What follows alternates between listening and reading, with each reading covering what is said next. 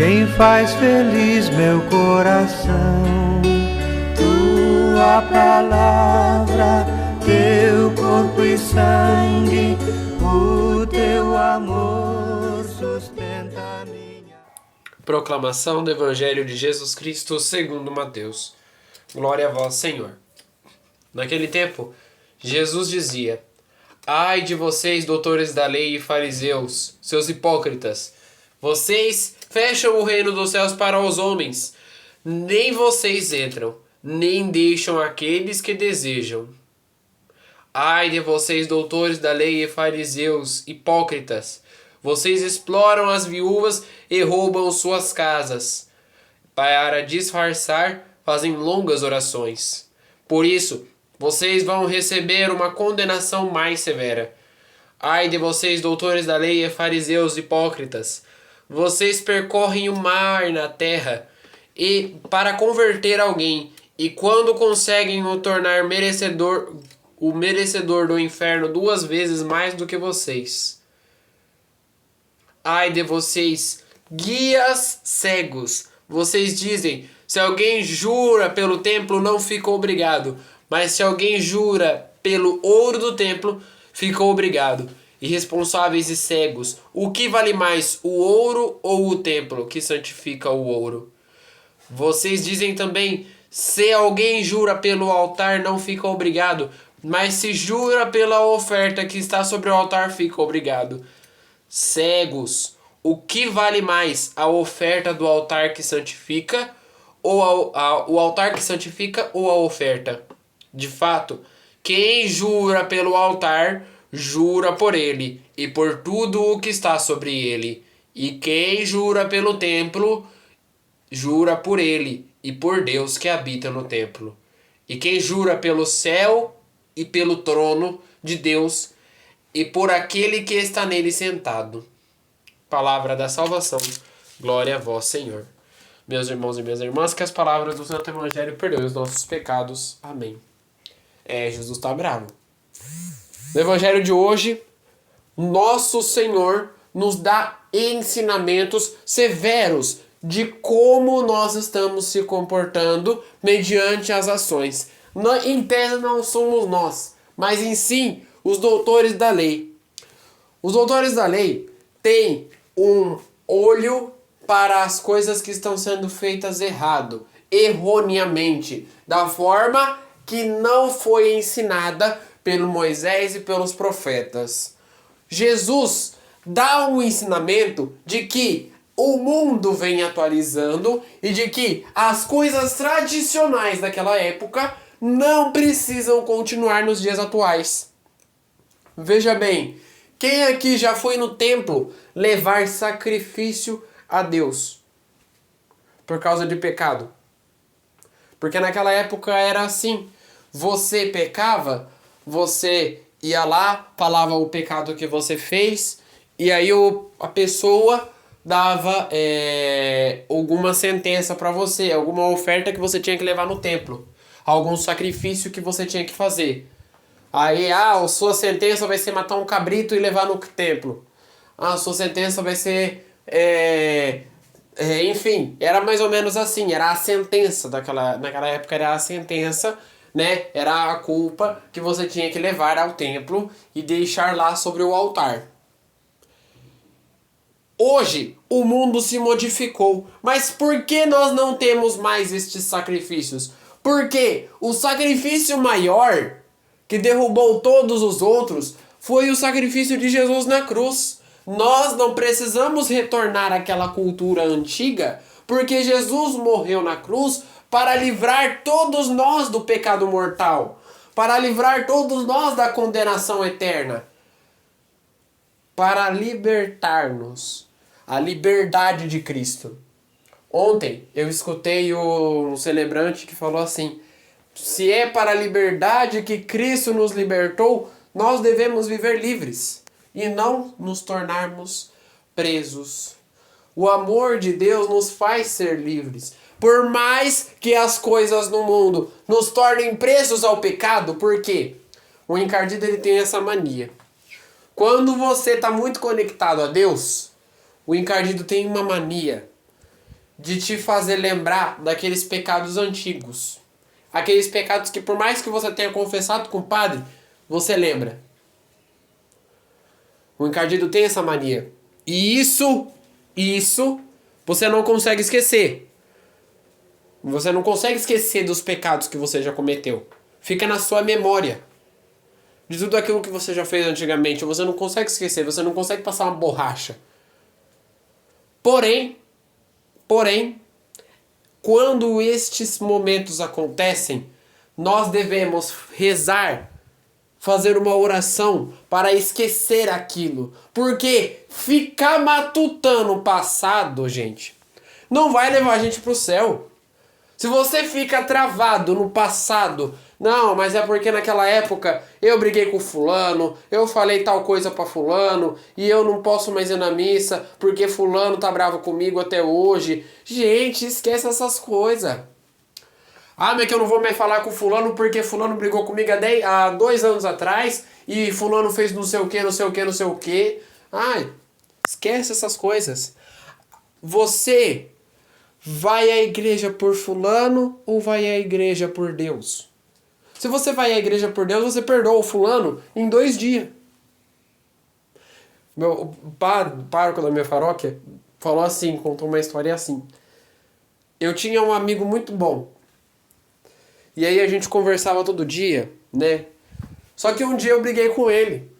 E ele brigou comigo. E a gente ficou bravo. E aí a gente não se falava, né? A gente não se falava, ficava distante um do outro, bloqueei ele no contato. E aí o bispo Dom João veio aqui em casa e falou: padre, a gente só vive uma vez. Pensa bem nisso, a gente só vive uma vez e a nossa amizade é eterna, se você cuida bem dela. Aí ele pensou bem nisso. No outro dia ele já perdoou o amigo dele. Não conseguiu ficar distante. Mas por quê? Porque ele não levou as coisas que o amigo fez. Ele não levou as coisas, os pecados que o amigo fez. Mas ele levou a amizade. Quando você for perdoar uma pessoa, você não deve perdoar a pessoa pelas ações que ela fez. Você não deve medir as ações que a pessoa fez. Este é o maior erro nosso. Muitas das vezes, nós perdoamos as pessoas pelas ações que elas fazem. Não, mas ela errou pouco. Não, mas ela não viu na hora que ela errou. Não, a gente não deve perdoar a pessoa desse jeito. Porque você não perdoa ela totalmente.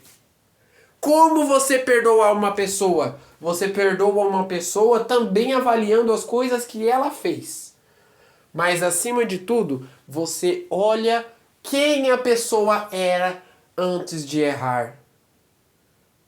Porque Jesus não olha somente o pecado que você fez, mas ele te avalia como pessoa. Ele te avalia como pessoa para o reino de Deus. E aí ele olha, não, mas esse aqui fez tal coisa, fez tal coisa, fez tal coisa, fez tal coisa, ajudou em tal coisa, tal coisa, tal coisa, tal coisa. Ali ele te avalia nas poucas coisas que ele observa de você. Também nós devemos fazer desse jeito. Avaliar a pessoa para perdoá-la, não do jeito que a pessoa errou com você, mas do jeito que ela era antes de você errar e dela errar com você. E aí você vai descobrir que foi um pequeno tropeço, um pequeno erro. Nós tropeçamos e nós erramos. É normal. Retomando aqui ao nosso evangelho, Jesus traz sérias afirmações sobre os hipócritas, sobre os doutores da lei. Ele chega a chamar os doutores da lei de hipócritas, de cegos. E por que tudo isso? É que nem o celebrante falou para nós ontem. O celebrante falou assim: os doutores da lei eram muito duros. E no evangelho de hoje a gente dá continuidade ao evangelho de ontem e da semana passada. O que aconteceu ontem e semana passada? Ontem, Jesus diz aos seus discípulos sobre a afirmação dele ser o pão do céu. Os discípulos estavam abismados com a veracidade, com a força que Jesus falou. Eles não gostaram. E aí Jesus diz: vocês não gostaram disso? Vocês vão ver coisas piores. E quando vocês me verem subindo lá para o céu? E ali, 1/3 dos discípulos foi embora, não quis acompanhar Jesus. E aí na semana passada, Jesus afirma ser o pão vivo descido do céu, o Cordeiro de Deus. Em vez do povo ficar feliz, o povo zombou, o povo ficou bravo. Por que não? Porque está desrespeitando a Deus, porque está errando, porque está pecando, porque Deus não ia mandar um jovem carpinteiro que veio de Maria. A gente te conhece, você veio de Maria, você veio de José. Como que você é o pão vivo descido do céu? Nós te conhecemos. Vejam bem aonde que surge o coração de pedra dos hipócritas doutores da lei. Vejam de onde que surge um coração de pedra. Um coração de pedra se surge quando você olha para a pessoa e julga a pessoa mediante as aparências, ao comportamento, aonde ela vem, quem ela é, quais são as pessoas, as famílias, os amigos dela. Qual é a índole da pessoa? Não é você julgar a pessoa pela família. E a família de Nazaré não era humilde, não era triste, mas era uma família feliz. Não era esse o ponto que eles despreconceituaram. Mas era porque eles tinham uma visão do Jesus totalmente diferente daquilo que Deus tinha. A visão de Deus era que Jesus iria vir no seio da Virgem Maria e se fazer homem. A visão deles era que Jesus ia descer do céu num coro de anjos. Que no dia o céu ia resplandecer.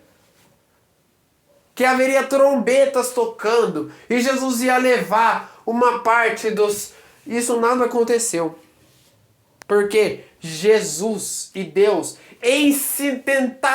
tentaram ensinar a eles a humildade. Como é ser humilde? É você nascer numa manjedoura aonde porcos comiam. Você ensinar a um monte de gente, curar a um monte de pessoas e instituir a igreja sagrada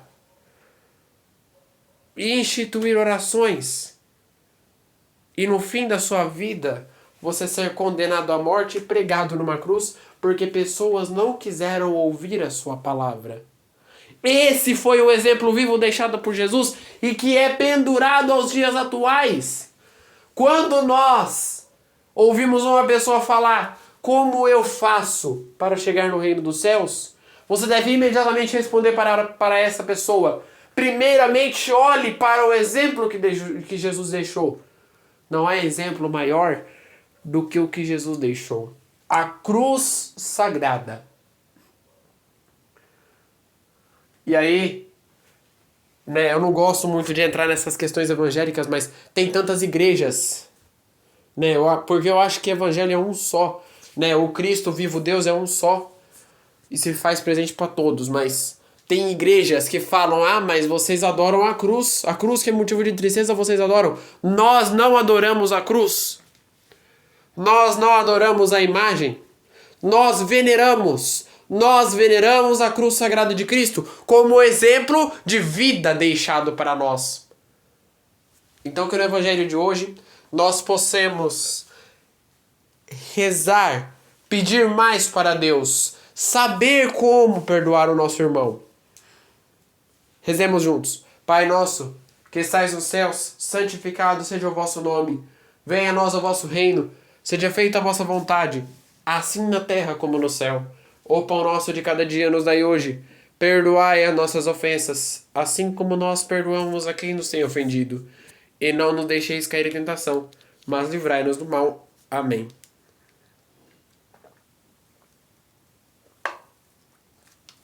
Bebeu uma aguinha aqui, perdão. Falei demais. Que no dia de hoje, fique na paz e na alegria de Deus.